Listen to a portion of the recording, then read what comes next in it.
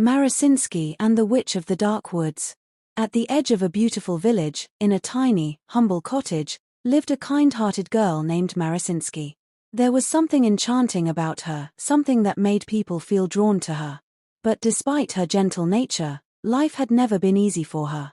She worked tirelessly every day, taking care of her small home and her sick mother. Her mother had been unwell for weeks, and the only thing that could help her recover was a warm bowl of turnip soup. But their pantry was empty, and they had no money to buy fresh turnips. Seeing her mother's frail condition, Marusinski decided to go to the village market, hoping that someone would offer her a few turnips out of kindness. As she walked along the path to the village, the sun began to set, casting long shadows over the road. A strange silence filled the air. Unknowingly, Marusinski had wandered into the dreaded forest that belonged to the wicked and powerful witch, Baba Yaga. Before she could realize where she was, a cold wind swept through the trees, and suddenly, Baba Yaga appeared before her. With a cackle, the witch grabbed Marusinski and tossed her into a giant cauldron. "I love cooking naughty little children," Baba Yaga laughed as she sprinkled salt and spices into the pot. "But I'm not naughty," Marusinski cried. Baba Yaga paused, narrowing her eyes. "If you are a good girl, then I cannot eat you," she said thoughtfully. "But in that case, you will have to work for me, cooking and cleaning my hut." And so, from that day on, Marusinski became Baba Yaga's servant. Every morning, the witch flew away in her magical mortar and pestle, searching for a rare black sunflower that would grant her 200 more years of life. But before leaving, she would always lock her hut with a powerful spell, ensuring Marusinski could never escape. One evening, after days of hard work, Marusinski gathered the courage to speak.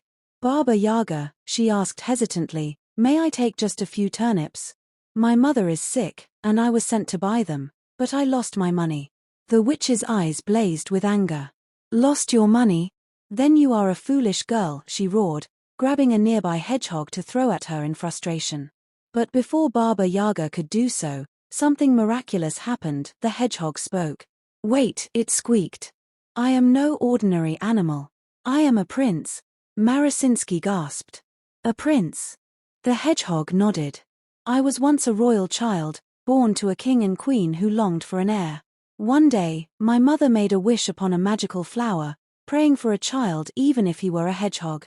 The wish came true, but when the people mocked my appearance, my parents abandoned me in the forest." Hearing his tragic tale, Marusinski's heart filled with sympathy. She looked at the hedgehog with kind eyes.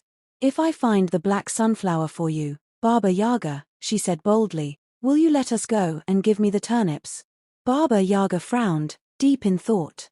She desperately wanted to live for another 200 years. Finally, she agreed. The next morning, Marusinski set off into the forbidden part of the forest, where the rare flower was said to bloom. She searched high and low until, at last, she found it, a single, dark sunflower glowing under the moonlight. As soon as she plucked the flower, a golden light filled the air. The hedgehog shimmered and transformed into a handsome young prince, Prince Dimitri. Meanwhile, Baba Yaga, eager for her flower, was too distracted to notice what had happened. Marusinski and Dimitri quickly seized her flying mortar and escaped, soaring through the night sky. Upon reaching home, Marusinski grabbed her turnips, and together with Dimitri, she returned to her mother. The entire family welcomed the prince with open arms, and they all shared a delicious bowl of warm turnip soup. From that day on, Dimitri stayed with Marusinski and her family, bringing happiness and joy to their once lonely home. And so, they all lived happily ever after.